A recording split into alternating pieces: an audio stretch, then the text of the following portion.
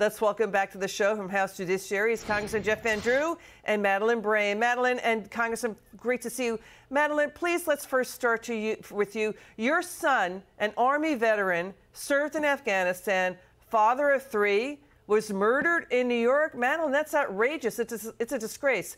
Can you tell us what happened and how you feel about the indictment of former President Trump? Well, yeah, Hassan, first, thank you for having me. My son, Sergeant Hassan Correa, was murdered in Harlem in 2018 by 4 people he did not know, nor had he done any harm. Hassan was kicked, punched, stomped, and stabbed by these people. He was stabbed 9 times. Hassan died from a fatal stab wound to his heart. Hassan's father was also kicked, punched, stomped, and stabbed 12 times by these people when he tried to come to Hassan's aid, but his father survived and Hassan did not. So how do you feel about the Trump indictment?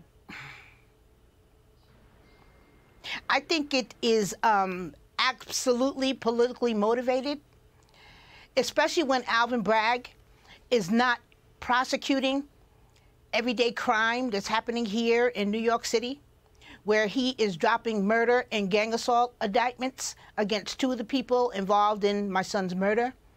There is killings, robberies, assaults, rapes happening every day, all day here in New York City. And none of those cases are being prosecuted. If they are being prosecuted, they're not being prosecuted to the fullest extent of the law. And victims are left with no justice and no closure. So it's what Madeline just said, Congressman, it's good to have you back on. This is outrageous what happened. I mean, her son, Madeline's son, put his life on the line for the nation fighting in Afghanistan and comes home and gets murdered because of Alvin Bragg's weak on crime policies. You're on House Judiciary, Congressman. Talk to us about Chair Jim Jordan subpoenaing the former Manhattan prosecutor Mark Pomerantz out of Bragg's office to testify. Why? Why? Because it's something that needs to be done. Mark Pomerantz has been pushing in every way he possibly can to hurt the former president of the United States, Donald Trump.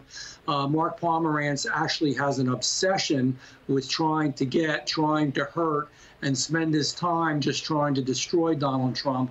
And he has a lot of information. He wrote a book. He got some information out of that, but he also has a lot of information of what happened, who was connected to whom, and why it happened. It's time we know that. And also, it's real important here. We can't have a system in the future where every prosecutor who wants to can go after local prosecutors should not be able to go after the president of the United States. So we need legislation, which would be the result of this, to make sure that this doesn't happen in the future to anybody. And the reason that we need Pomerantz there is because by his misdeeds, we can learn about the type of legislation we need to do. And let me just say real quickly, my heart bleeds for this woman, and I mean that sincerely. Those aren't political tears or political blood. It's real blood to lose your family member, your son, because somebody's not doing their job right. I don't know how the prosecutor goes to sleep at night. He's worried about a political activity, about being a political hack, instead of taking care of the people of New York. So, Madeline, what the congressman just said, you know, House Judiciary Chair Jordan says DA Bragg admits he did use federal taxpayer money on his politicized case against Trump and not to fight crime. Well, if Alvin Bragg would pay more attention to actually prosecuting crime, that's what taxpayers and voting New Yorkers hired him to do. He works for us. We do not work for him. If he would actually do his job and prosecute crime instead of wasting more of our tax dollars and more of the public's time going after Trump, maybe, just maybe, things can start to turn around. Even Mayor Adams said the same thing. The police commissioner Sewell said the same thing. They can arrest all day long. If we don't have prosecutors that are prosecuting these crimes, all of the efforts of the NYPD and everybody are in vain.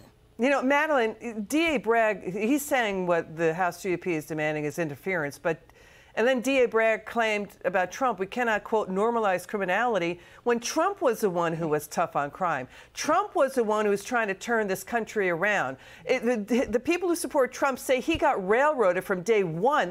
Democrats wanted to impeach him within days of him being inaugurated. There were riots the day he was inaugurated. The Trump supporters say he is the guy to fix the nation, and that New York under Bragg, New York, you're saying absolutely to that. Did we just hear you say that? Go, take it away. Because Trump actually stands in the way of everything that they're trying to do.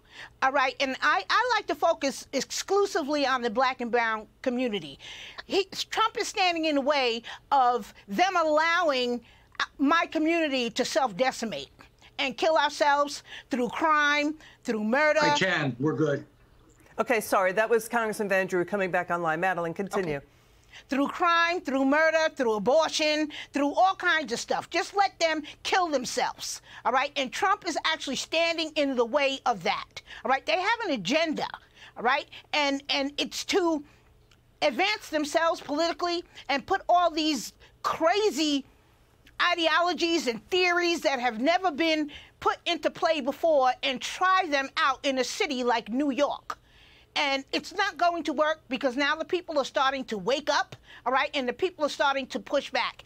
And I encourage all my brothers and sisters, especially in the black community, to start educating yourself, all right, on who these candidates are that you continue to give your vote to generation after generation after generation and getting nothing in return for your vote.